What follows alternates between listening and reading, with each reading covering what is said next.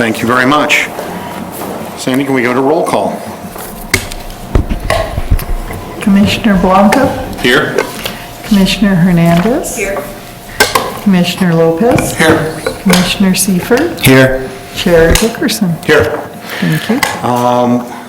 If everybody has had an opportunity to read the draft minutes for the Planning Commission meeting of December 18th, we need to have a approval of those. Hang on 1 second, Chair. Where's my meeting? There was something left out.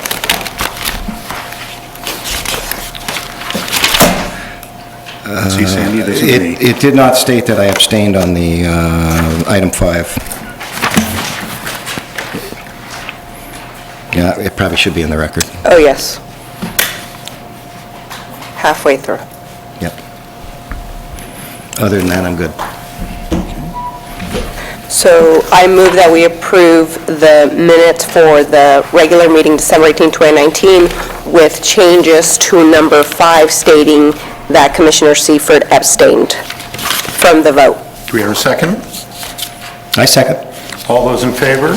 Aye. Aye. Opposed? And I will abstain, since I was not there last time. Okay, public comment period. Each member of the audience may address the commission on any subject within the commission's business. Each member of the audience and each subject is limited discussion of 3 minutes or is otherwise directed by the chair. These are for items not already on the agenda. Does anybody wish to discuss anything not already on the agenda? Seeing none, we will move on to... actually, before we continue with the public hearing, I want to move the agendized items around a bit because we have a couple of commissioners that are going to be abstaining on various things. My understanding is that Commissioner Seifert and Commissioner Hernandez are going to both be abstaining from item number 1. So I'd like to put that as the last agenda item. And Commissioner Hernandez is going to be abstaining from item number 2, so I'd like to have that as the next to last. And then the rest of them cascade to 1, 2, and 3.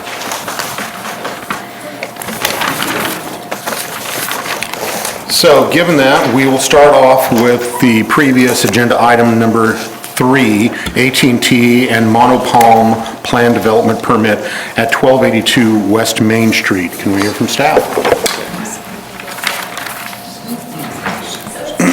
Okay. Switch this over. Down to your presentation. Okay. So we're at the telecom. And then hit, well, no, No, go back. Go back. Okay. Wait, now just hit start slideshow. Okay. And then do your normal thing. All right. Perfect. There you go. All right. Thank you, Commissioners. My name is Cody Graybell. I'm Associate Planner with the City of Santa Maria. I will be discussing Plan Development 2019-009. This is AT&T's West Main Street telecommunication facility. It's a 75-foot monopalm facility. And before I get started, I'd like to mention that the applicant is here today, and they can help answer any questions that are more of a technical dimension at the very end of the report. Okay, so this is the project location. It is bound by South Blosser Road and South Hanson Way. The project site's located within the West Main specific plan area. And the project site currently has an existing produce operation. It's the Pacific Coast Produce Company. And as you can see in the northeast corner of the site, there is a commercial office component, and then in the middle of the site we have 2 metal storage buildings, and then the project site itself, which is the bottom third, has the actual location of the wireless communications facility. And the site is approximately 0.74 acres and is approximately 460 feet from the West Main Street frontage. So here's a photo looking at the entrance from Main Street. As we can see, there's a variety of tree species that are growing along the frontage area itself. Here is a photo of the surrounding zoning information. Essentially, we have a mixture of industrial and commercial zoning designations with a small amount of high-density residential. And one thing I'd like to clarify that the mobile home component that we're looking at is actually outside of city limits. And the site itself does have a planned development overlay, which allows for changes and modifications to development standards. So the primary thing I wanted to point out here is the location of the lease area for the project. So the rectangular area in the red would be the area the applicant is leasing. It's approximately 25 feet by 30 feet. And the green portion that's being highlighted on the site plan is meant to represent how the applicant would access the lease area. So while there are 3 separate parcels on the site, they all are under the same common ownership, so access really shouldn't be a problem. And this is a photo, and what I was trying to show here is the location of the lease area. We can see it'd be facing south, and essentially there's really not a whole lot of buildings or permanent construction. It's primarily being utilized for accessory storage and distribution for the ag produce business.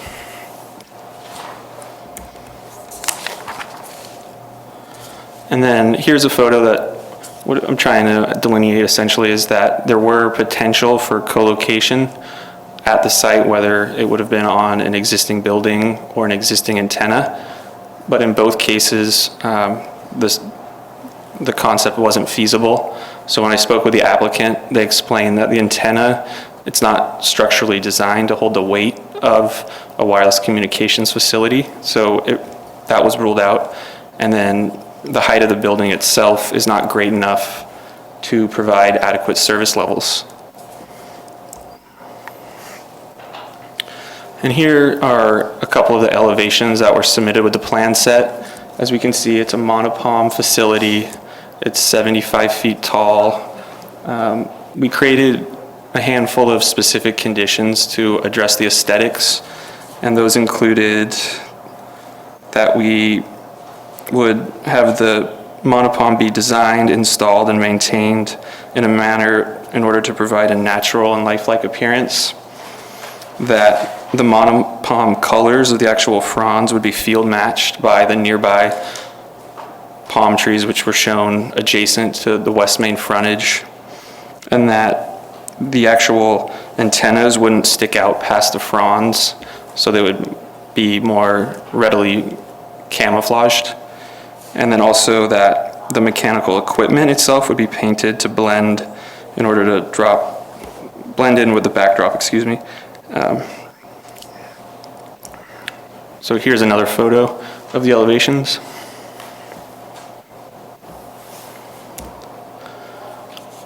Okay, so now I'm going to go through some of the photo simulations which show what the site would look like if the monopalm was installed. So this would be looking south from West Main Street. And again, the facility is approximately 480 feet back from the frontage of Main Street. And then this would be a photo looking west from South Blosser. And right now, as we can see, the adjacent land is being used as row crop, so it doesn't provide much screening. But as I mentioned earlier, this is in the West Main specific plan area, so future development could help screen the site. At this time, we don't have any projects that I'm aware of that are in review at the West Main specific plan area. And this is approximately 1,200 feet from the site, the view we're looking at. And then lastly, this is looking east from Hanson Way, and it's about 900 feet away. Again, it's very visible, as we can see. Okay, so one thing I wanted to briefly mention, at the beginning of the hearing, I routed some revised findings, and those were meant to more accurately reflect the findings that we have to make for a plan development permit. And tonight, we're recommending that the Planning Commission, by motion, approve Plan Development 2019-0009 with the amended findings. And that concludes my presentation. Myself and the applicant are now available for any questions. Thank you. Thank you very much. Do we have any questions for staff at this time? No? Why don't we go ahead and hear from the applicant then? If you could state your name and address for the record, please.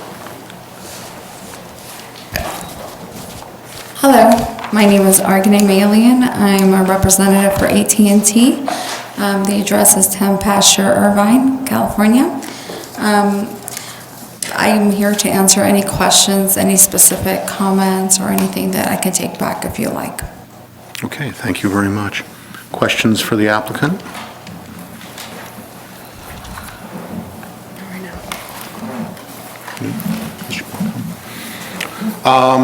The only question I do have is, was there any location that was close to this particular tower that you could have perhaps rented that space or bundled up with another carrier to utilize the current antenna within the range that you needed?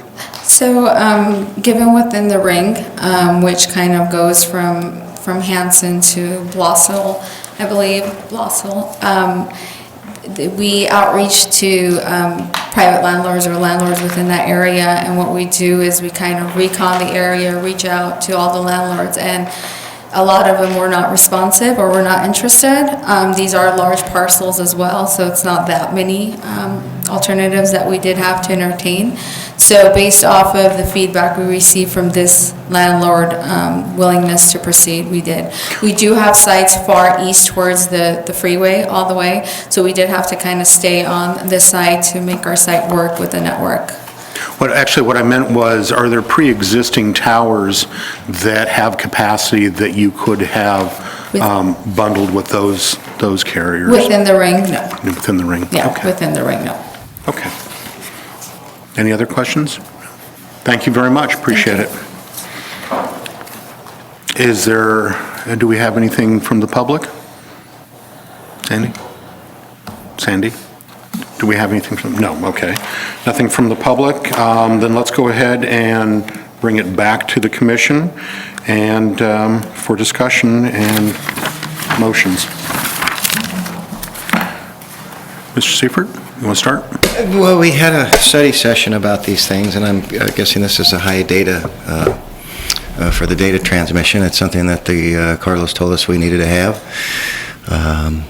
It's not a bad location. It's really tall, but as far as the location, I don't think it's going to be too terrible as far as when we're driving down Blosser, looking over there and seeing it. So I don't have any real problems with it.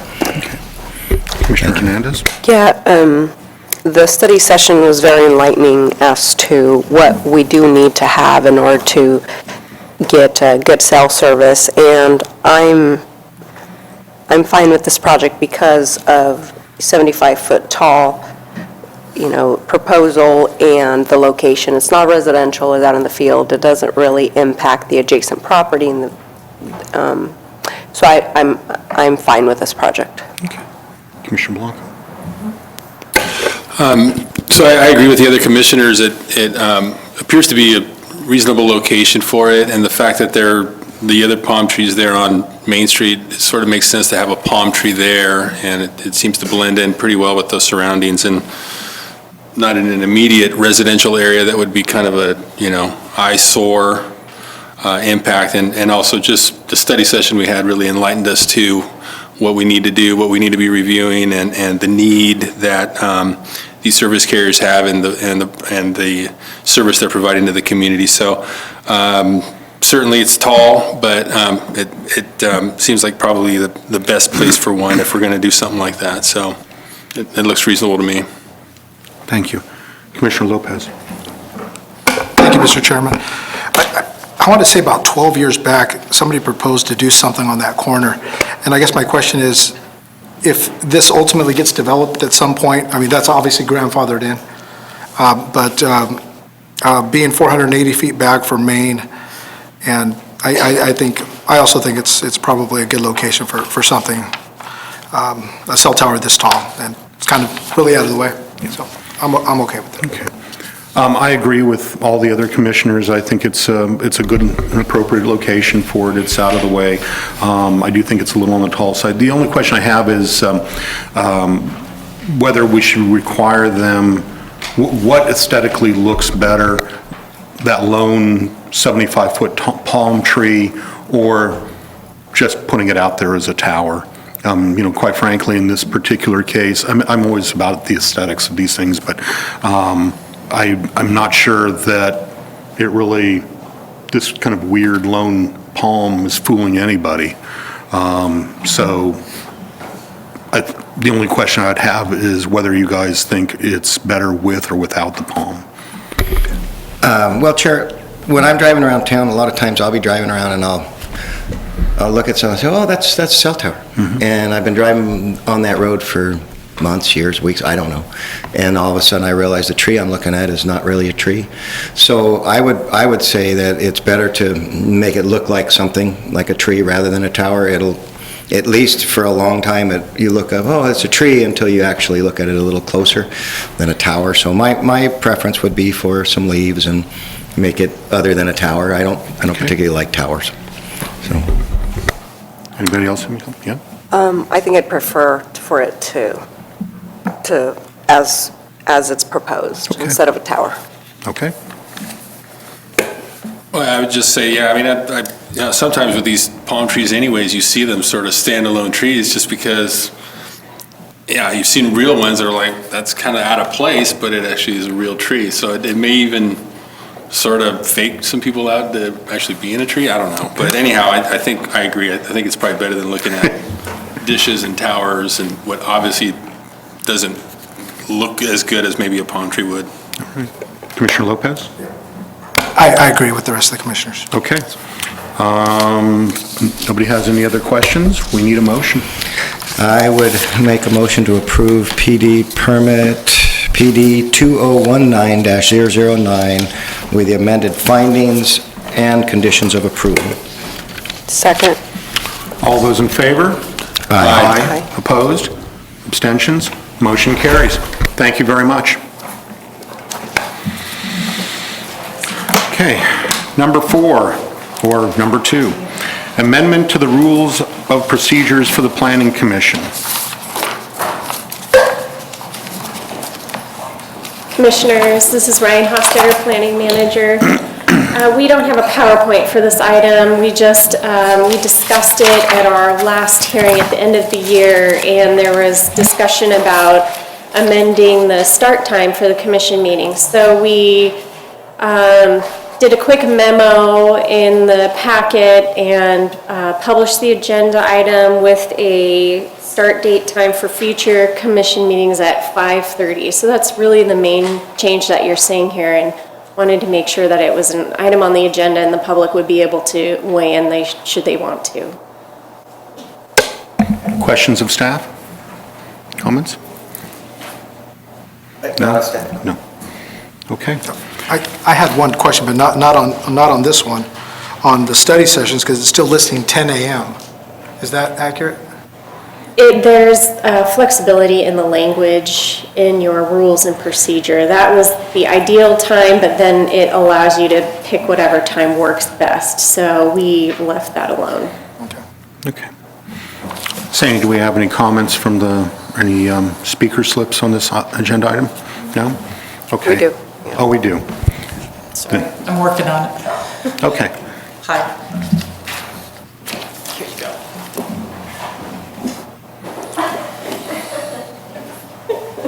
Lori, state your name and address for the record, please. Lori Tamura, Urban Planning Concepts, 2624 Air Park Drive. Reviewed the changes, and I think the 5:30 times start has worked for the city council. Takes a little while for people to adapt to the time change, but you may have some people walk in late in the next couple of meetings when they think it starts at 6:30, but I think 5:30 works. The other change that I saw in the document was in reference to the downtown specific plan, or the downtown committee crossing out the subdivision committee. And No. Adding to. we're adding the downtown committee into this document because it wasn't included before, it was omitted. Okay. So we do have a planning commissioner that sits on the downtown committee, so we wanted to just make that clear in here, in addition to leaving the subdivision. Okay, because the way the document I saw looked like it was eliminating the subdivision committee appointment and just replacing it with the downtown committee. So thank you very much for clarifying that, and I'm supportive of the changes. Thank you, Lori. Any other comments? No? All right, then we'll go ahead and bring it back to the commissioners. I'm not sure how to do this one, but I would move that... Comments. We have comments. Comments? Well, I'm all for it. I prefer to keep the 6:30 time because a lot of people get off of work at 5:30. They have time to come to the meetings. We did have some study sessions where people had to miss work because they're early in the day. So I do prefer the 6:30. At least for my schedule, it works better, and so I prefer to stay. But I also don't want to inconvenience other commissioners, so that's my opinion. Commissioner Blanco. Well, I'm okay with either the 5:30 or the 6:30. And you know, the 5:30 sometimes is a little nicer when you got long meetings. So, and I know that some other staff that live out of town probably would appreciate being able to leave a little earlier. So, but again, I'm flexible. I would go with the 5:30, but I'm flexible. Commissioner Lopez. Thank you, Mr. Chair. Yeah, I'm also flexible. I could go either 5:30 or 6:30, whichever. For me, I agree with Commissioner Hernandez. From a personal standpoint, it would be more difficult for me. I mean, I would rearrange my schedule, but it is more difficult for me to get back here by 5:30. I do a lot of business up in San Luis on Wednesdays, but more importantly, I do think that there are a lot of people that work up to the 5 and 5:30 standpoint or standing, and I think that putting our meetings at 6:30 makes it more convenient for the public itself to be able to attend our meetings on those times that they want to without having to try to leave work early or be late for our meetings. So for me, I would rather see it stay at 6:30. Did we ever do it other than 6:30? Have we had, has it always been, I mean, not always, but has it been 6:30 for a while? Yeah, For decades. 100 years. Decades. Yeah, 1,000 years. Thousands of years. That's right. I mean, is it possible, I mean, I'm just throwing this out, is it possible to do this for a period of time, and if it just doesn't appear to be better than 6:30, that we revert back to 6:30? I mean, I don't want to change it back and forth, but It requires a vote, is it an Stuff annual goes thing? I out. mean, would we have to stay with 5:30 for a year and then? probably.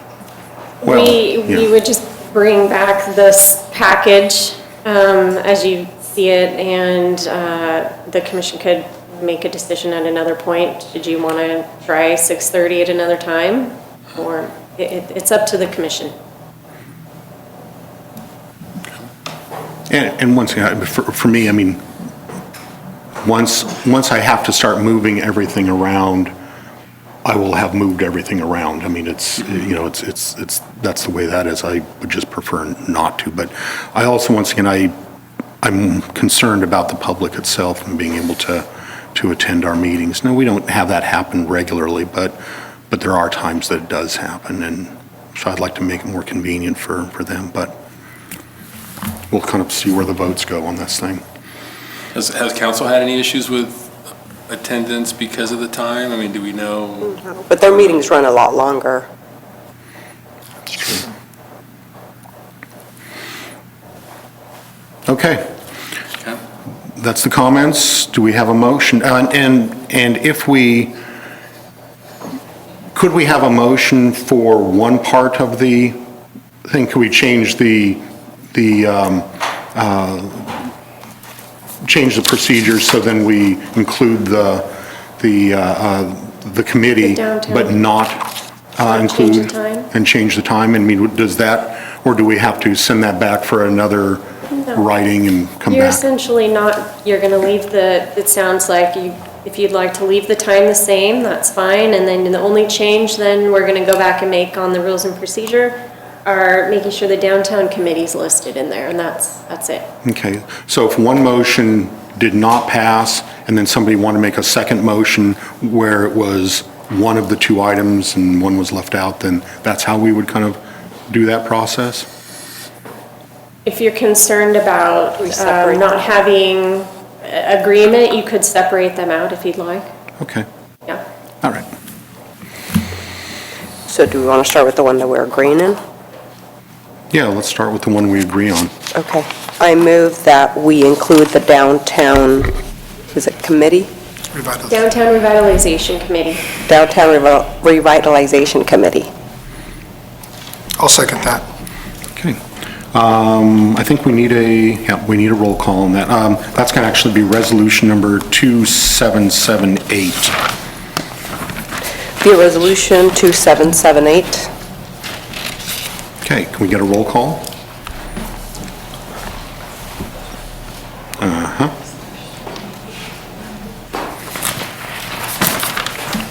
$2,779. I Oh, apologize. 779? Oh, no, it says the next resolution, 2778. There we go. Okay.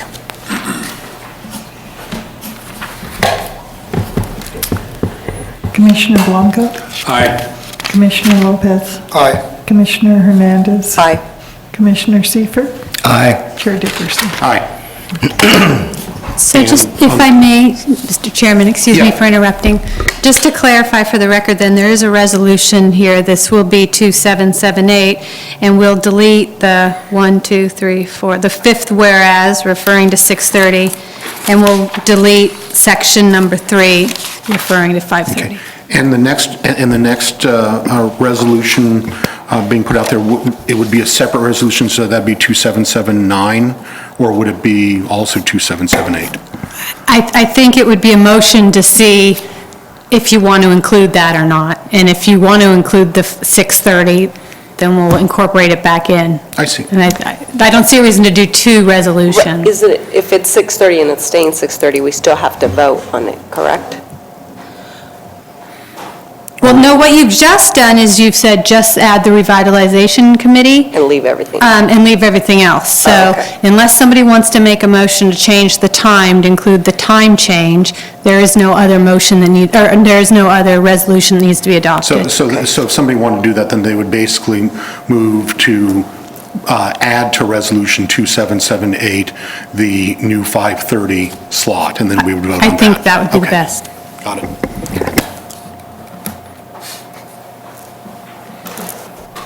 I would move that we add moving the time to 5:30 to resolution 2778. Okay, we're going to need a roll call. Oh, we need a second. I'll second. Okay, we need a roll call.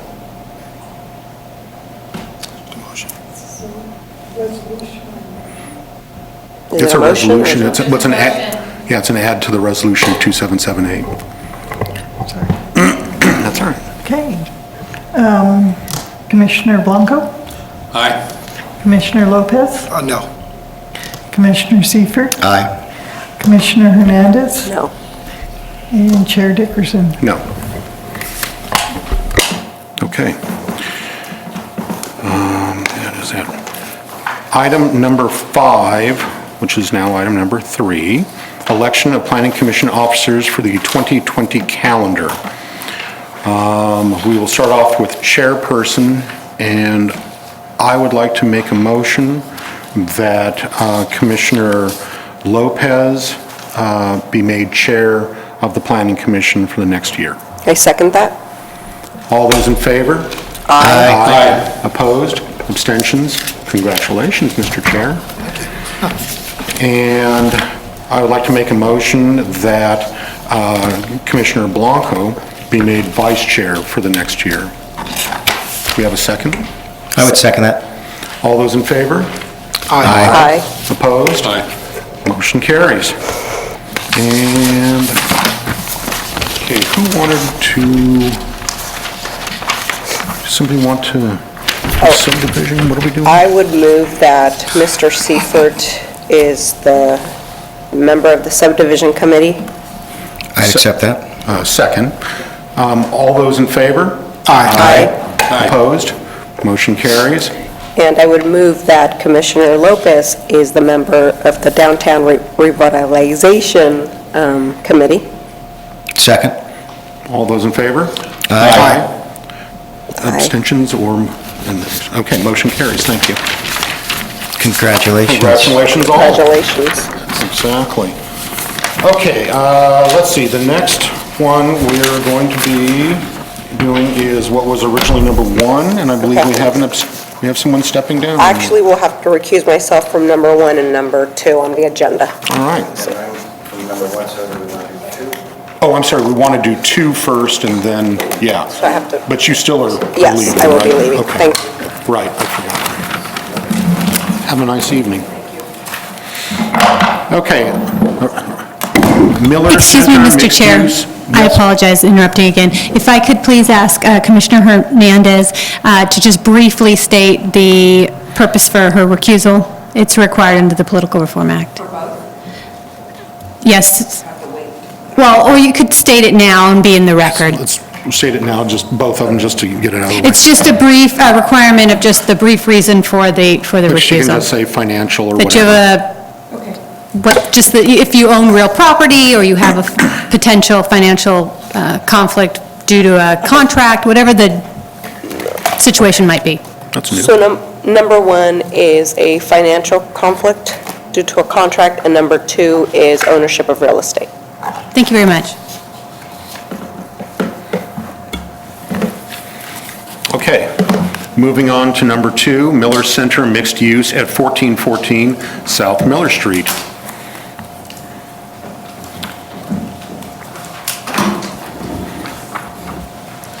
Thank you, Chair, members of the commission.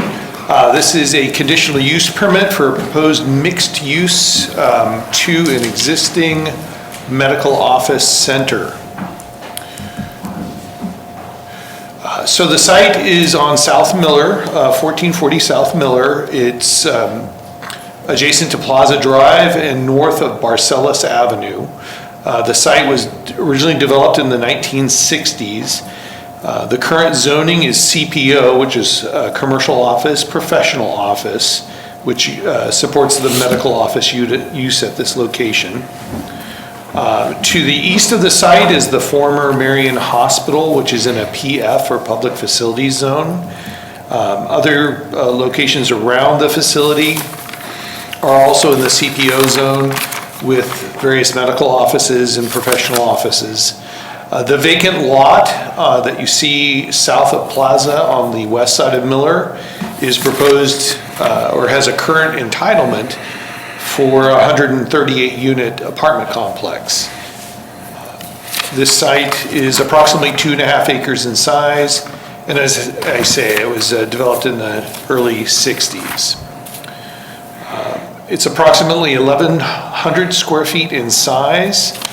They're all single-story offices except for the southwest corner, which is a 2-story tenant space that up until just recently had been occupied by a retail pharmacy. This is the specific location for the proposed mixed-use addition to this complex. In other words, the applicant is interested in adding a C2 zone as a secondary zone, and this is the location for that secondary zone. I have some views of the tenant space. It's a very distinctive building. So the upper left is a view looking north from Barcelos, and you can see the 2-story nature of the building.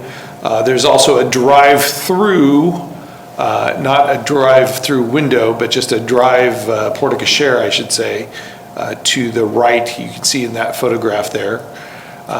The clear story windows that you see on the left portion of the building are clear story windows. That's an open space all the way through from the ground floor to the ceiling.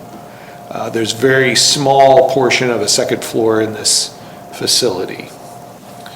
The other view is looking from Plaza. This is at the upper right. From Plaza, looking at approximately southeast, you can see the Miller frontage for the single-story portion of the complex. And the lower picture is from inside the facility in their parking lot looking south at the building. And as I said, most of the area is a clear story floor to the ceiling height, second floor ceiling height. On the left-hand side, you see the ground floor plan. And then on the right-hand side, you see the upper floor. The clear story is grayed out. So the applicant is interested in, introducing a coffee shop at this location. The coffee shop is not something that's permitted in the CPO zone. Therefore, they're looking for a mixed use. They would like to add the C2 zone as a mixed use to this particular tenant space. It will provide the most flexibility for future retail uses, but as I say, currently they're looking at adding a coffee shop. The coffee shop would only be able to occupy the lower floor. The upper level, the second floor, would have to be office or storage. In other words, a space that the average customer or public would not have access to. And that's stemming from accessibility rules and building code. Now, this mixed-use proposal is a little bit different than the ones the city has typically seen, particularly recently. Generally, we receive a mixed-use application when there's a development proposed, and they're looking at mixing residential and commercial, for instance, was one of the more recent ones.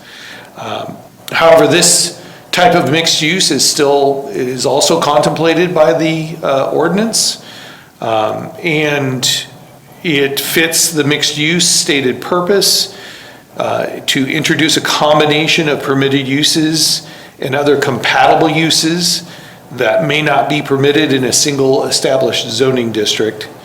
And one of the goals of the mixed use ordinance is to promote an appropriate balance and scale of commercial uses that meet the need of nearby residents and workers. And staff's recommendation is that this project fulfills those goals of the mixed-use ordinance. So there are a couple of items that in review of any proposal need to be looked at, and one is the conformance with the development standards. Under the mixed-use ordinance, even though it is mixed use, there are still development standards for this type of development. However, in this instance, there's no floor area being added, no square foot change to the overall center, and no changes to the exterior of the building. So that takes care of many of the development standards. I would like to note that the center meets all development standards, setbacks, building heights, except for landscape area.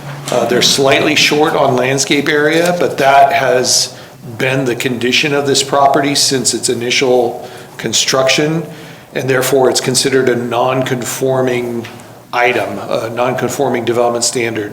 And as long as they don't further decrease the landscape area, it can continue on as is. The other development standard that we need to look at is parking, and this has less to do with development, or at least in this case, it has less to do with development and more to do with the change of use. Now, if this were changing to a use that required more parking, that would have been a problem for this application. But in this case, the existing center was developed as medical office. It met the parking requirement when it was first developed. Later, our municipal code changed and made the parking requirement for medical office more stringent. It had been 1 per 300 square feet, and the change to our code took it down to 1 space for every 185 square feet for medical office. That placed the entire center in a non-conforming status for parking. And I say again, if this proposed use were to increase that non-conformity, that would not be acceptable per the code. However, in this case, a food restaurant serving a single item in general, like a coffee establishment, such as is what is being proposed here, is only required to provide 1 per 260, one space for every 260 square feet of floor area. That is obviously less than the current 1 per 185 for medical office. In a sense, they're making it less non-conforming than it had been by adding this use as opposed to another medical office use. Even if we looked at it from the standpoint there was a pharmacy at this location, that pharmacy would have the same 1 per 260 parking requirement, and therefore there's no change. Again, we're in a situation where this proposal does not exacerbate the non-conforming nature of the site, therefore it can move forward. And again, I just want to mention the mixed-use ordinance. One of the goals is to find a balance in scale of commercial uses that can serve nearby residents and workers. In this case, Broadway would be the closest source for any kind of a retail establishment, particularly any kind of food establishment. Placing this food establishment in this location won't have any negative effects on the other tenants in the center, and it won't have any negative effects for the surrounding neighborhood. And staff sees it as a potential benefit of convenience for the neighborhood and the workers to allow this to move forward. Therefore, staff recommends that the Planning Commission, by motion, approve the conditional use permit U 2019-10. Thank you very much. Staff's presentation. Questions of staff at this time? No? Yes, sir. Thank you, Mr. Chairman. Frank, were there any elevations or any proposed changes to the elevation? No proposed exterior changes to the building. Thank you. Do you know what the capacity is for customer seating? How many people is it going to be able to have? That is information I do not have at the time. Okay, I can ask the applicant. Again, our parking requirement is based off of one parking space for every 260 square feet of floor area. In this case, unlike a sit-down restaurant, this type of food establishment does not have the alternate calculation of calculating by seating area, so I did not look at the seating area. I see. So there's a difference between a diner and fine dining, that sort of thing, is that? There are differences in terms of the calculations, yes. If it's a full-service restaurant, it is again 1 per 260, but the way staff is directed to analyze the parking is different in the code. We look at the seating area versus the other areas of the restaurant, kitchen, maintenance, et cetera. Right. And is staff thinking of this more in terms of, since it's going to be assisting people who work in the area, that there may be some walk-in? I mean, we definitely anticipate walk-in customers at this location, particularly when considering the use at this site and even a more intensive office complex just south of the site. Right. Okay. Other questions? Thank you very, yep. I had one more question. Frank, what are the hours of operation? That is a question I'll leave for the applicant. Thank you. Okay. So, why don't we hear from the applicant? And you can state your name and address for the record. We'd appreciate it. Thank you very much. This on? Apparently it is. Okay. I'm Tony Merez. I'm representing the owner, Bradley Vernon, 1414 South Miller. And this is actually the tenant. We have a signed lease for that proposed space, so it's contingent upon the approval of the commission. Okay. Hours of operation was a question. Do I need to state my name? Yes, please. My name is Julie Dara. My address is 3817 Angeles Road, Santa Maria. Our proposed hours of operation would be Monday through Friday from 6 a.m. to 2, with the possibility of future being open on the weekends too. I don't want to negate us from being able to do that, but we won't be open. 2 to maybe 4 in the afternoon would be the latest we would be open. Okay. How about seating capacity? What do you expect for a number of customers, that sort of thing? We have right now proposed 4 small tables and 2 little bit larger table, a table for 2, and then, so those would be 4 tables of that, 2 tables for 4, and then single seating. I would say the most seating capacity might be 15 people in the actual shop at a time. Our business tends to be a lot of walk in, come and go. We don't have a lot of sit down. I see. We don't anticipate it. We have a current shop in Orchid that is kind of working under the same, but it's a different atmosphere there. Yeah. And this doesn't have anything to do with the approval or non-approval. What type of food are we talking about? We have a home-style bakery, so we're dealing with baked goods. I We're see. dealing with small bites, so it's. That's why people small coming in, sandwiches. picking up and taking off? Yes. I yes, see. Yeah. I see. And then, all of our coffee drinks, it's a coffee shop, so it's mainly all the different types of specialty coffee drinks, smoothies, yogurt bowls, acai bowls, things like that. Okay. As well as maybe, we intend to do soups and just like I said, quick, get something and go. Okay, excellent. Further questions? Yeah, no? Thank you very much. Thank you. Was there any, were there any slips from the public? Okay, hearing no slips from the public, then we'll go ahead and bring it back to the commission. Any comments of the commission? And ultimately, we'll need a motion. I have comments. I'm excited about this. This is probably a really good location for this. There is a ton of people working over there that all have to drive to get anywhere. So this would service all of them. We have a huge multi-residential across the street that we've approved that hasn't been built yet, but I've heard a lot about it from residents. So they would also be within walking distance. I think it's going to serve the community well, and I can support the project. Commissioner Blanco? Thank you.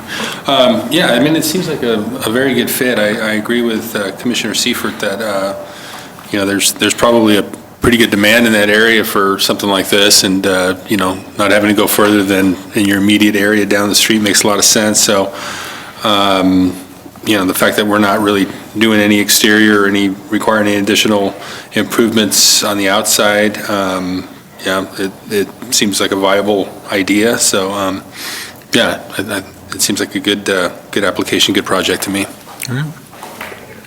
Commissioner Lopez? Thank you, Mr. Chairman. Yeah, seems like a decent project to go into that corner. The traffic mitigation fee estimate looks a little high, but is it truly considered fast food? Mr. Chair, Commissioner Lopez, it's ITE trip generation manual. It's typically coffee shops like us. It's Starbucks or it's fast food. But the previous use, it was a pharmacy, and we'll be looking at that as far as a credit for the applicant. Okay, thank you. Can I just add to that? I agree, it seems like the fees are a little bit high, and especially if maybe the hours are reduced, the hours of operation. I mean, maybe there's a way to reasonably look at that as well as part of the, fees to look at their hours. But, yeah, I agree. It's pretty high. I realize, traffic impacts can be pretty onerous, but they're going to have probably quite a few customers walking in from nearby. Maybe they won't have a lot of traffic impacts, just a thought. Commissioner Blanco, you're correct. I did have a conversation with the applicant prior to this meeting, and basically discussing that, because that was a concern. And given that the hours of operation are from 6 a.m. to 2 p.m., we can look at the AM peak hour trips, and because it won't be throughout the day, so that is for some consideration. And so I was not aware of that, and so that there's where we'll have that discussion as far as evaluating the fee. And it likely will go down, but I'm not at liberty to say what right now until we thoroughly go into the square footage and hours of operation as such. Commissioner Seifert, did you have something else? I would agree with my other two commissioners on this. This is basically, I think we're going to get a lot of walk-in traffic here. I don't think it's going to be as big of an impact as, say, like a drive-through Starbucks, something like this. We have a lot of people in that community, so please take that into consideration. Agreed, and that was the whole purpose of the conversation that we had today. Thank you. David, I don't want to pile on, but I agree too. If we can grind that thing down, I think that would be appropriate. So I agree with the other commissioners entirely. I think it's a really good project for that particular space and for the people around it. I think we will end up having, or you will have a lot of walk-in traffic from employees going in. And so I am for the project. It was tough to see on the slides the exterior of the building, and I'm not proposing that we put any type of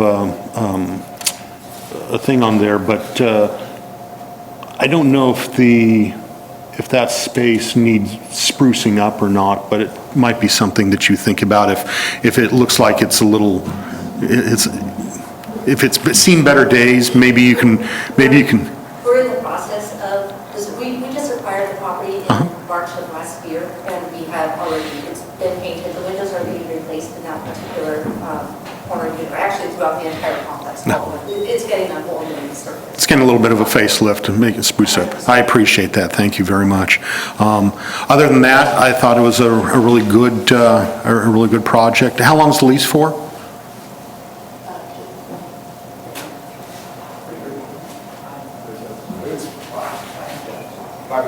5 years, excellent. And ultimately, I will support this wholeheartedly. So with that, if somebody has additional comments, we could certainly hear them. Otherwise, we need a motion. I would move to accept conditional use permit U2019-001. I second. All those in favor? Aye. Aye. Opposed? Abstentions? Congratulations. Good luck to you.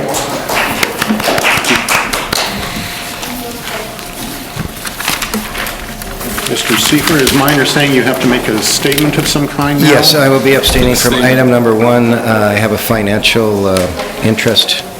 I have a client that owns property within these limits. Okay. There you go. Thank you. You going to be there tomorrow? Okay, excellent. It's like one line item, but it's U-Haul, and I know that you've been chawing at the bit about U-Haul. I know, I agree. I know. Will it remind you about, if you don't have it, will it?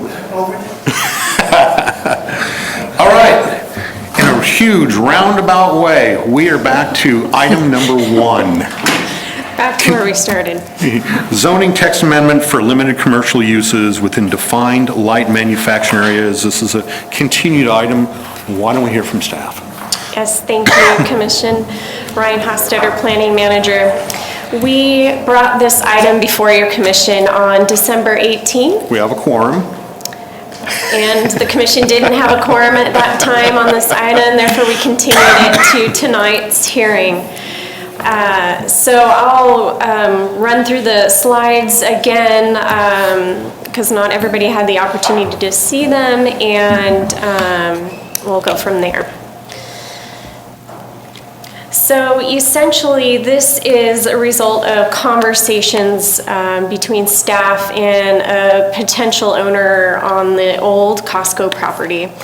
And we had been working on a proposal for quite some time to actually rezone the property, and it was scheduled for the commission, this was over a year ago, and brought it before you to change this. It's zoned M1, and we were looking at zoning it C2. And the owner at the time decided they didn't want to move forward with that, and they wanted to just leave it as is. And so we put it on hold. And fast forward to now, we have a new proposal that we wanted to look into doing. Essentially what we're trying to do is help make sure that something can go on this property, so it doesn't stay vacant and blighted moving forward or get blighted. So what the proposal is, it's a text amendment to our code. And this is a very unique site. When Costco went into this location, the city adopted this language in our zoning code for this zone in M1 that allows a retail, wholesale use of 80,000 square feet or more, a membership club type retailer, and it has to be located in 1,000 feet of 101.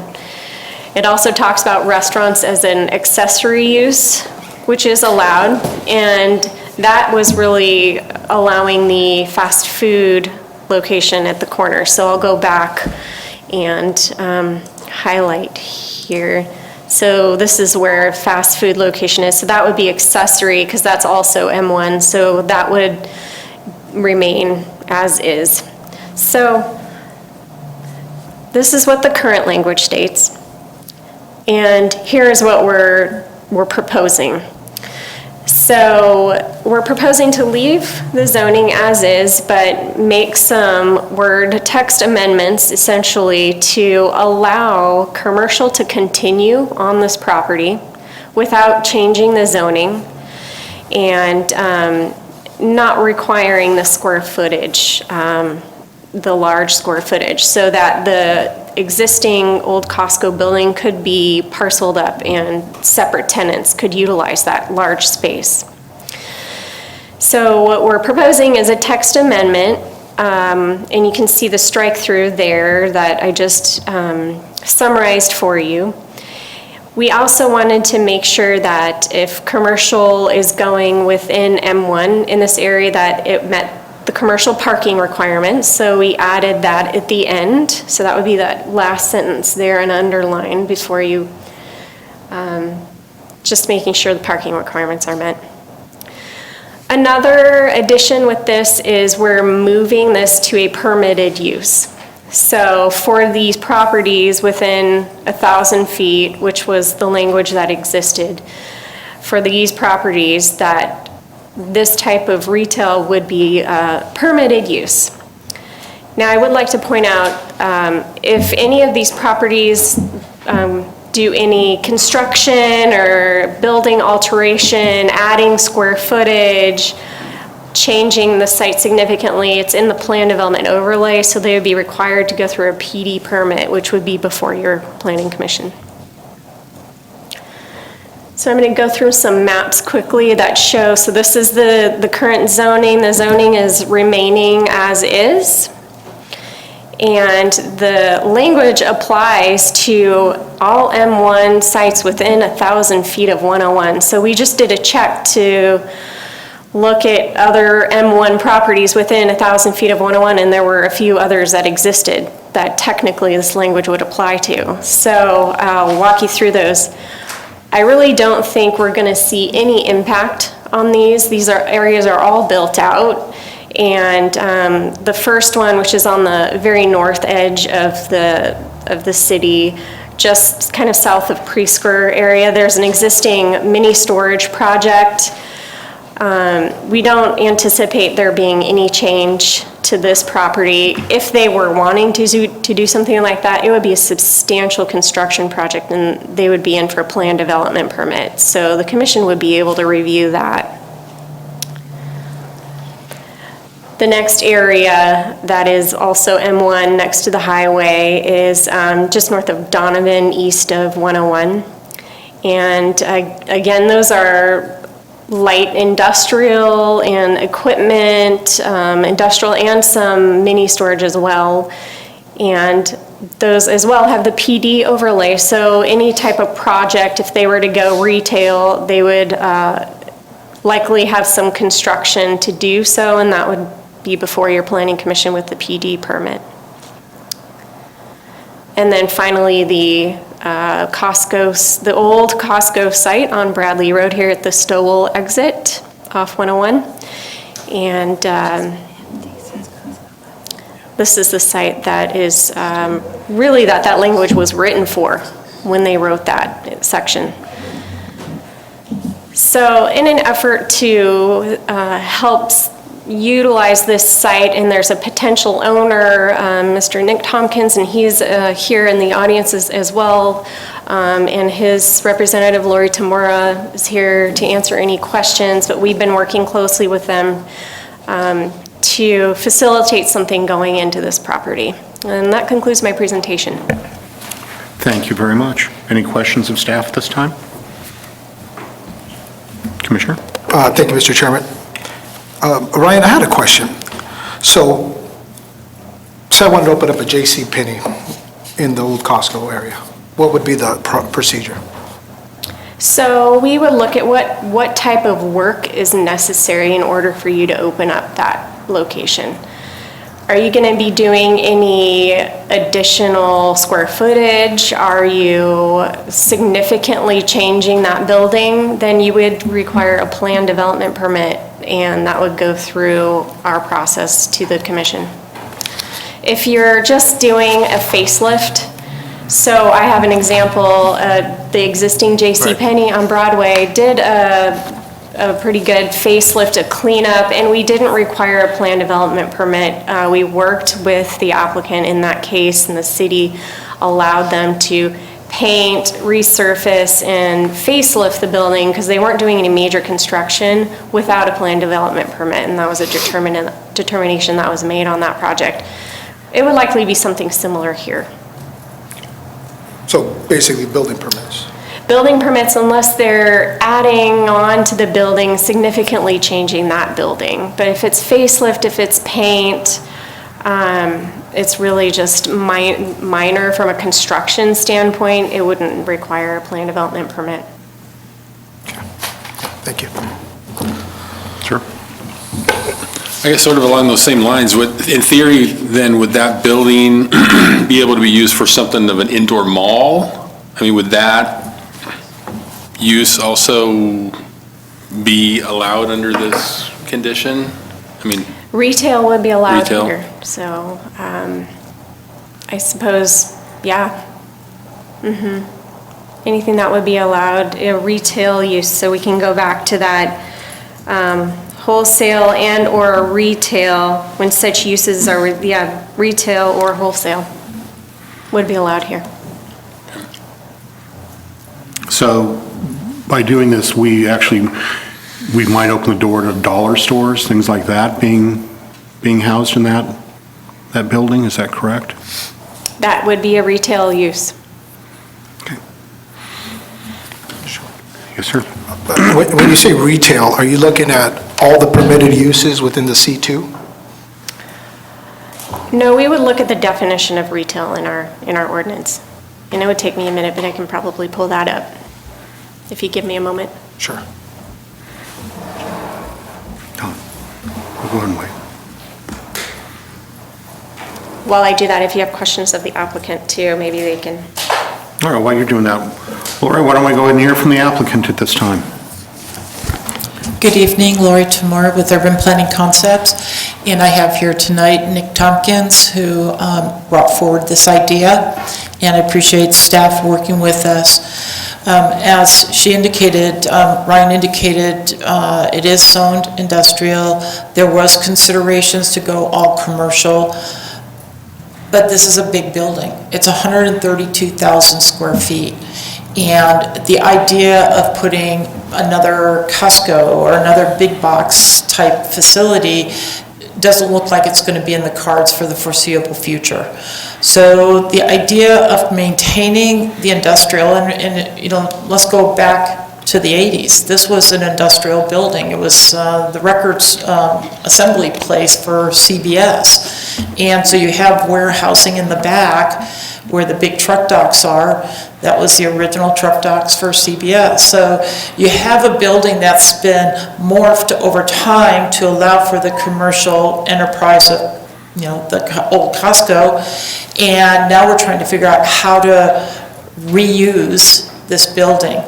The idea of maintaining the industrial is because there is some value to having maybe a distribution center in the back there, because it's right near the freeway, it has some opportunities for manufacturing, whatever, but the front face makes sense for commercial, and maintain the stuff, the rest of the uses like the Trader Joe's and Michael's and the other commercial uses. You don't need the depth of the building, you know how deep that building is. So this allows some flexibility that we can see for the foreseeable future. One of the concerns that Nick had was that, you know, the brick and mortar commercial, if you went all commercial, is, you know, in a transition with Amazons and the eBays and everything else. So you don't want to put all your eggs in that basket. You don't want to put all your eggs in the industrial. So we spent a lot of time with staff trying to figure out how to get something that can work for this particular building and this particular situation. And this is what we came up with. And, you know, there are, I think this will work for Nick. Again, this is a transaction that's occurring. They haven't, the landowner hasn't sold it yet, and Nick's at the table, and this is a big part of the deal. So I don't know, Nick, if you want to say anything in regards to this, but I think we've come up with a solution that will have the front face deal with some retail, and the back having an opportunity for some light industrial uses. Good evening, Nick Tompkins with NKT. And I think for me, it's trying to, a little bit what Lori was talking about, just envisioning the space itself and seeing how does that actually function. Because in a perfect world for me, it should be a retail use, is at least what I believe. The parking lot is also encumbered by reciprocal parking agreements with the adjacent property owners. So even though it's zone industrial, functionally, you normally wouldn't have a ton of people parking out there, and so it would become a big empty parking lot most of the time and not really be what I think is the right kind of use for it, because it would be not, we wouldn't be able to even have any outside storage. It's just everything about that seemed wrong to me. But the building is also more than a football field in depth. It's about 360 feet, I believe, 365 deep. So it's a very deep space. If you look at the adjacent space next to where Trader Joe's is and Bevmo and stuff, you'll see some of the back of that building, and I hate to say it right now, but I know it's been vacant for quite a while, again, because the depth of the building is so long, and this building is deeper than that. So they end up with some kind of odd things back there. I think right now they may have mattress storage going on in the back or something.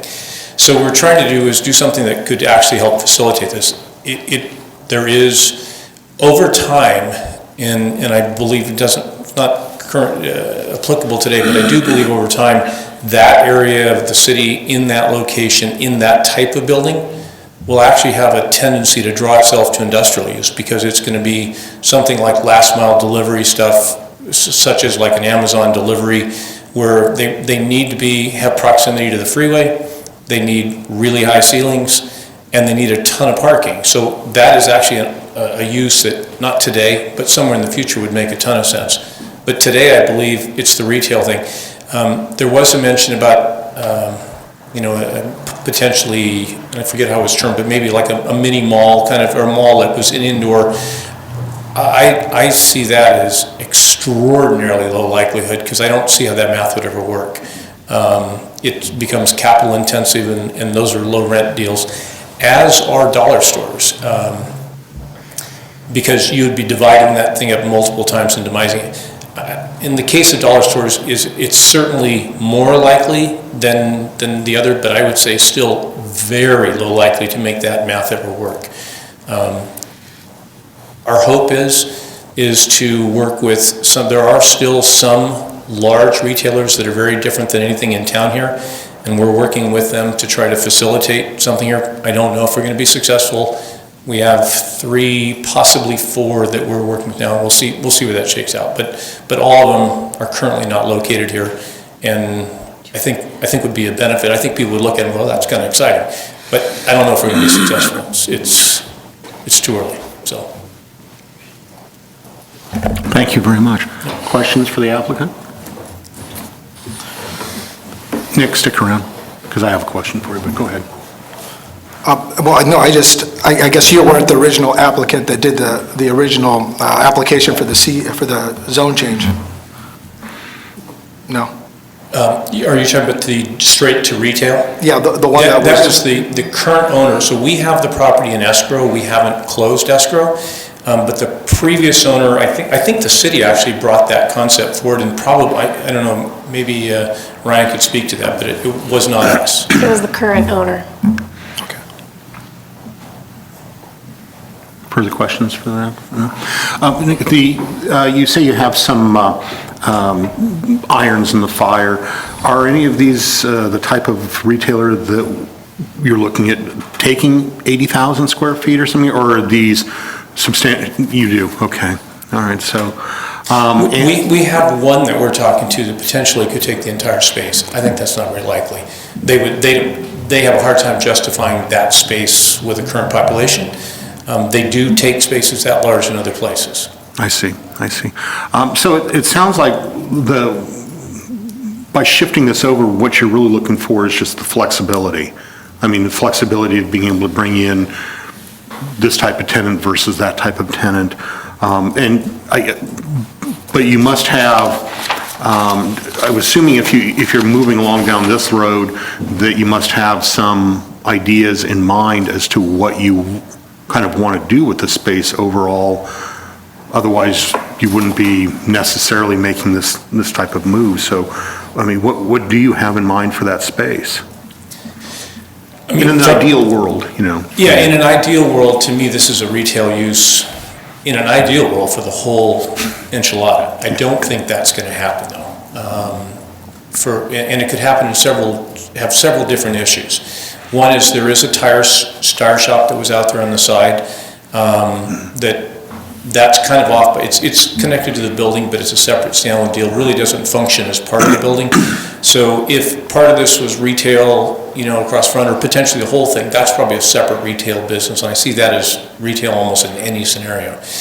If the retail uses didn't or couldn't or wouldn't take the depth of the building, then there's potentially a strip through the back along the alleyway back there that would make sense to have some type of light industrial in that area as well. And there's enough loading docks in that place that it's easy to partition for that. I think there's 7. And actually there's carve-outs for 2 more beyond that, but they just weren't used, and I don't think they'd be needed. But it's tough for me to prognosticate exactly where it would be, but I suspect we will be here with some, and I don't think there's any of the retailers that we're talking about that people would look at today and go, oh, darn it, I wish it was somebody different. I mean, they might wish it was somebody different, but I think they will look at these and say this is something that's beneficial, now, provided we can get a deal cut with them. I see. All right, thank you very much. Further questions? Yes, sir. Ryan, the mixed use portion of our municipal code, does that allow commercial and M1 zoning? Yeah, it does, to a certain extent. The weird thing here, though, this site has this really specific language in M1, this 80,000 square foot, so that is really what we're stuck using on the site, and we wouldn't be able to use mixed use because it would directly conflict with this, which applies to this property. Okay, thank you. If I could just say one other thing in regards to the mixed-use ordinance, which is a great ordinance, and we love it, it still involves discretionary review, just like you had the experience with, other projects where you'd have to come back to the Planning Commission. And with the negotiations that are going on right now, the idea that this would be a permitted use is a very salient part of the whole negotiations. And that's why we appreciate staff bringing this forward on this particular item. Thank you, Lori. Any further questions? Thank you very much. The commission wanted I was looking for that definition of retail, and of course it's not so simple. So we have typically C1 and C2 are our zoning districts where we typically see residential, and they, while there isn't a formal definition, it does say retail sales such as, so it gives us an idea of what retail is pretty clearly. Art supply, clothing stores, department stores, drug stores, ice cream shops, jewelry stores, and there's a list of things that our code says that would be considered retail.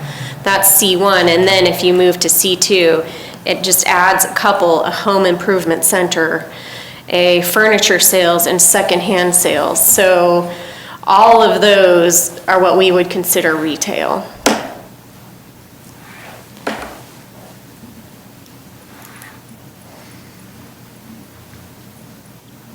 Further questions? No? Okay. No slips? No public comments? Okay. Then I'll go ahead and I'll bring it back to the commission for discussion and ultimately a decision on a resolution, which would be 2779. Comments? Commissioner Thank you, Lopez. Mr. Chairman.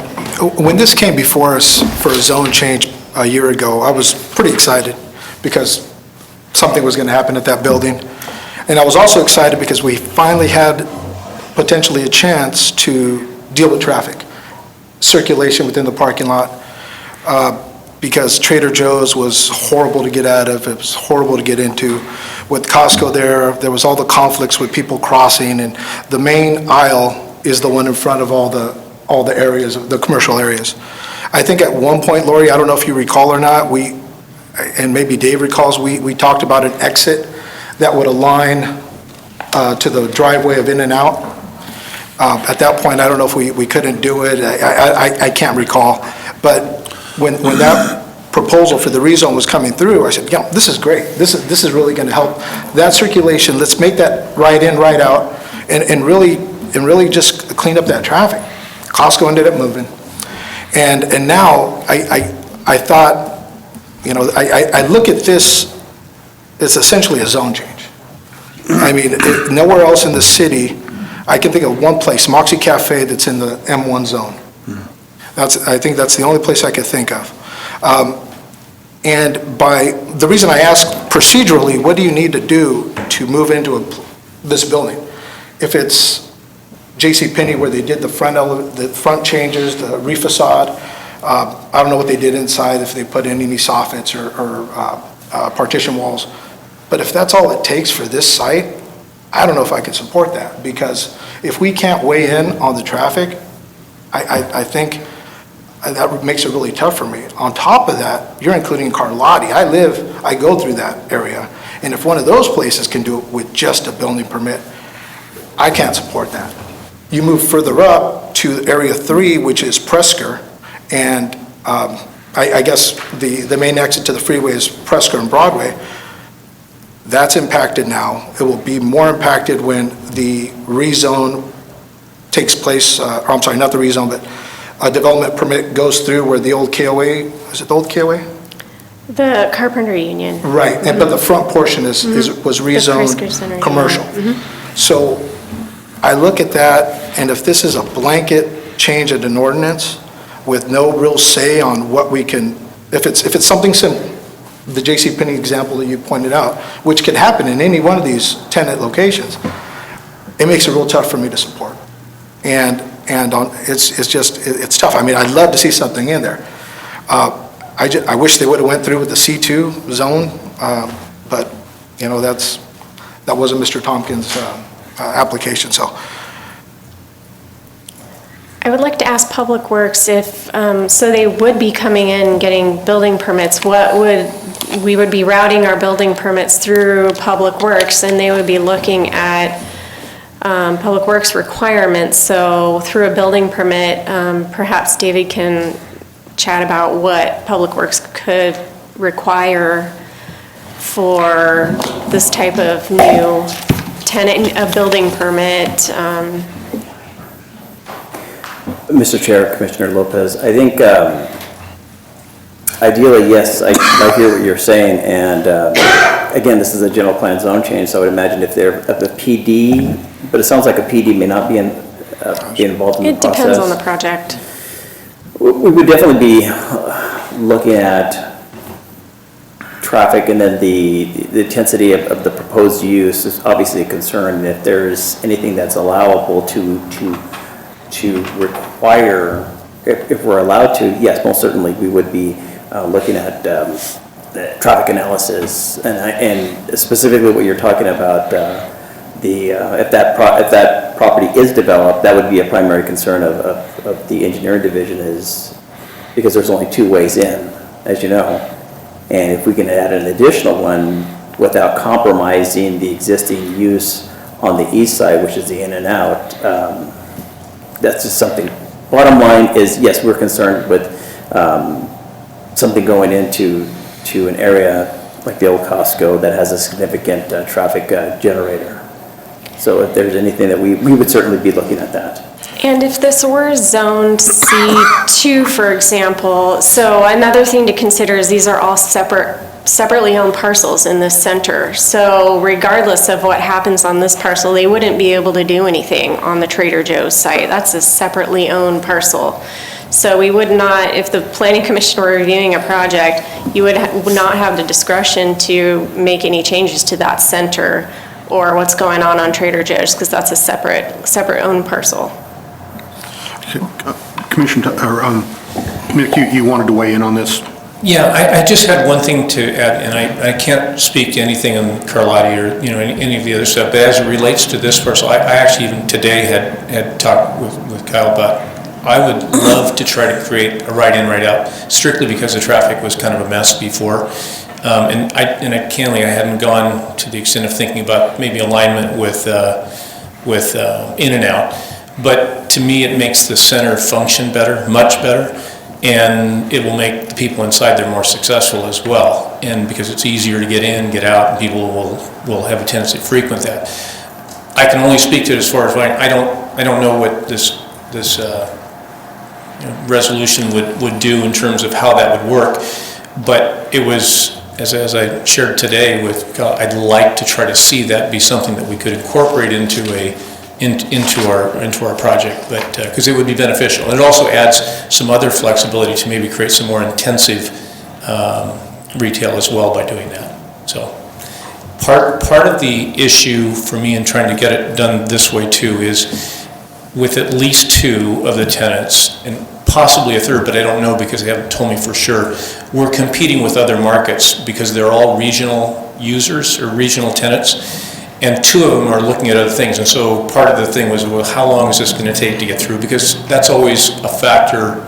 Well, if it fits into their budget, they want to open it in this calendar year or something, it's a decision they've got to look at. And if I've got to go back and say, well, let me see what we have to get done,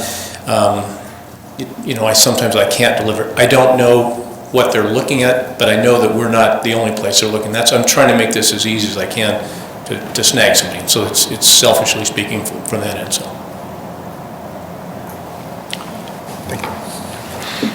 Further questions, comments? Mr. Blanco? We're on comments now, right? We are on comments right now.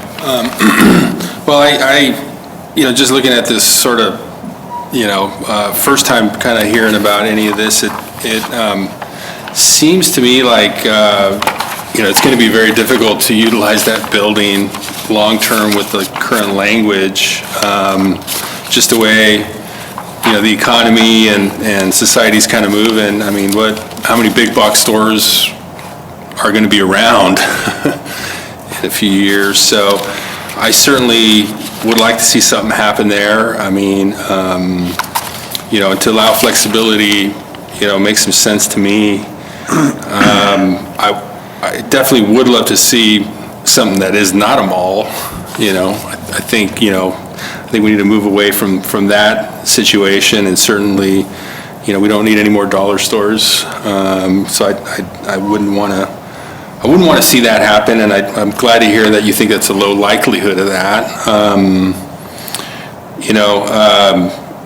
The circulation thing is certainly an issue, and the traffic at that location when Costco was there was terrible. And even right now for Trader Joe's, it's not very good. I personally don't know that a new entrance off of Bradley in front of in and out and a right in, right out is really going to work, because it's going to preclude lefts out of in and out, and that's going to be disastrous. So I don't have an answer. I thought about it, just being as a resident, what would make the most sense in there. I think probably redoing the circulation internally in that parking lot would do a lot. A new entrance, like I said, off of Bradley, probably, I just don't see that working out very well. But whatever we ended up doing there, I think reevaluating that circulation would be something I'd want to see redone. So there'd be some work to do there, but yeah, I think having that building sit there empty for a long period of time and just blighting that area, sort of you drive by on the 101, you just kind of see an empty building, doesn't really bode too well for the entire city. So I think some flexibility makes some sense to me anyways.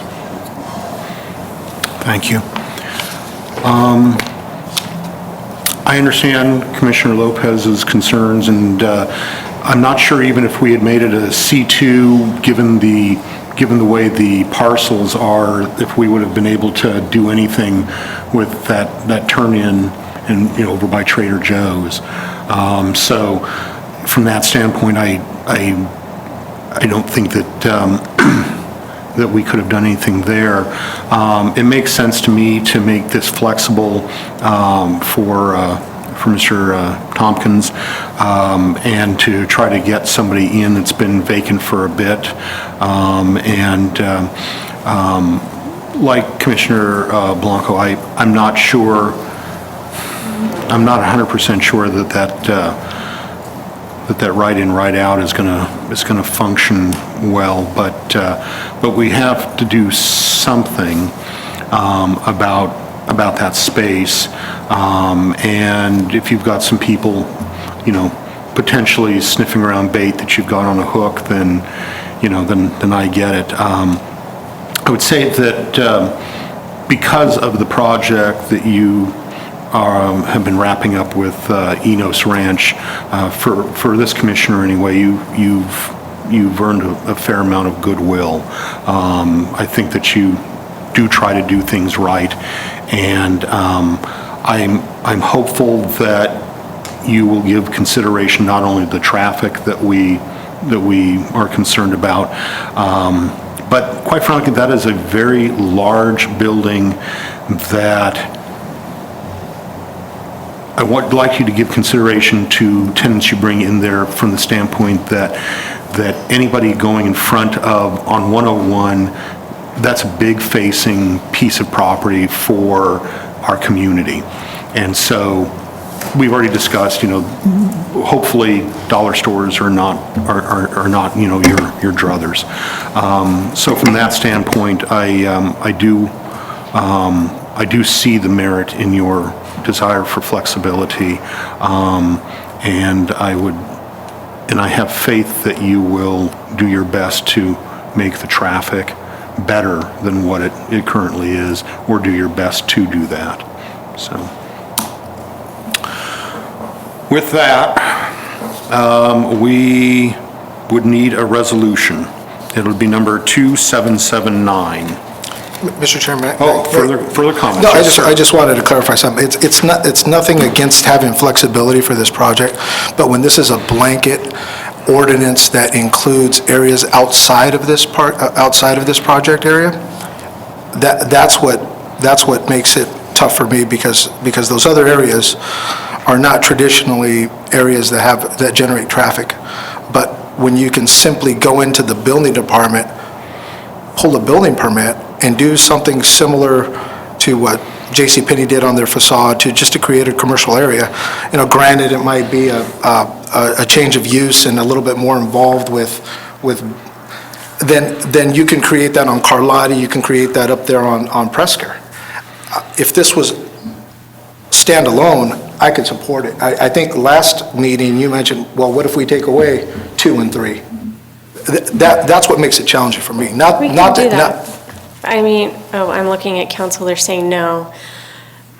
So I would argue that if the commission's decision would be to modify the proposed language in our text amendment, that it would be up to the discretion of the commission, and they make a recommendation with the language that you would prefer to see, and you would make that recommendation to city council. So it's I'm not an attorney, but I think you have the discretion of recommending some language to council. This is an agendized item. We put a pretty conservative effort forward, but commissioners typically make modifications, and this is a recommendation to council. What type of modified language could we have that would alleviate the concerns of Commissioner Lopez for those other properties? Rather than it saying within 1,000 feet of 101, you could say within 1,000 feet of the 101 and Stowell exit. Oh. Yeah, I mean. Does that work? I think it does, and because it was, the ordinance was only specifically written for Costco when it was there, I think it. We can do it again. It's Right. not too much of a change from the existing language in that way. Heather, you want to weigh in on that? Is that okay by you? Yeah, I think I was just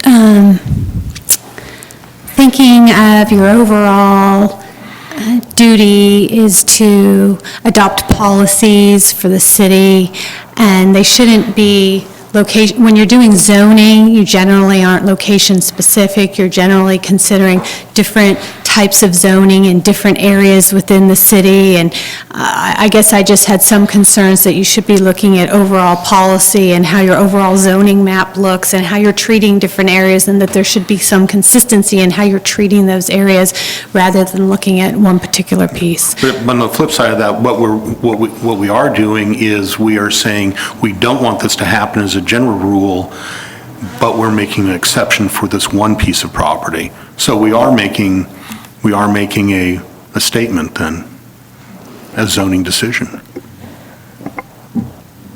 Yeah? Yeah. No? Okay. Just generally, you individualize, you don't zone for individual pieces unless you're coming forward with a zone amendment for that piece. Right. When you're doing zoning for the overall city, you generally look at it differently. Yeah. And generally, I would not want to open the door on parcel-specific, ordinances, but this had already been done with this, and so it's almost like we're still dealing with past sins, which we all lived with Costco, and we were happy as clams that it was there. So, yeah, and I would be fine with a modification of that, because I have the same concerns you do as well. So if that assists you in getting there, then, and want to make that resolution motion with those modifications, I could certainly support that.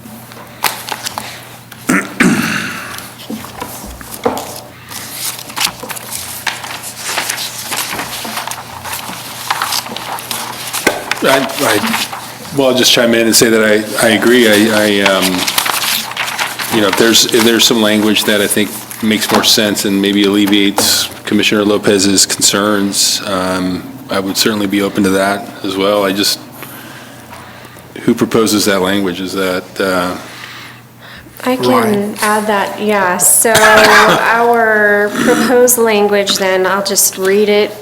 It would be changing section 12-15.05 and moving that to 12-15.03 to read as follows. Wholesale and/or retail sales when such uses are within 1,000 feet of the US 101 and Stowell Road exit. Restaurants as an accessory use to the wholesale retail outlet may be permitted provided the total floor area of all restaurants does not exceed 10,000 square feet. Retail and restaurant uses within this section are required to comply with the parking requirements outlined in 12-32.03 for commercial or restaurant uses.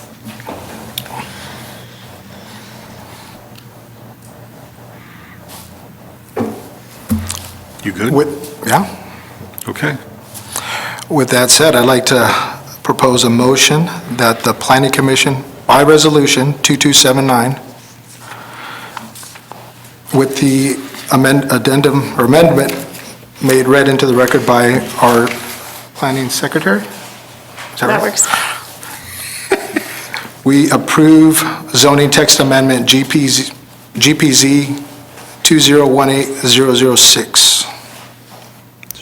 06. 06. Yeah, additional zero. Is that resolution 2779? It is.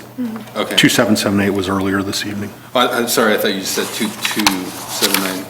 Commissioner Lopez, sorry. 2779. 2779. Yeah. Do I have a second? Oh, I did say 2. Yeah. I second. Okay, we'll need a roll call.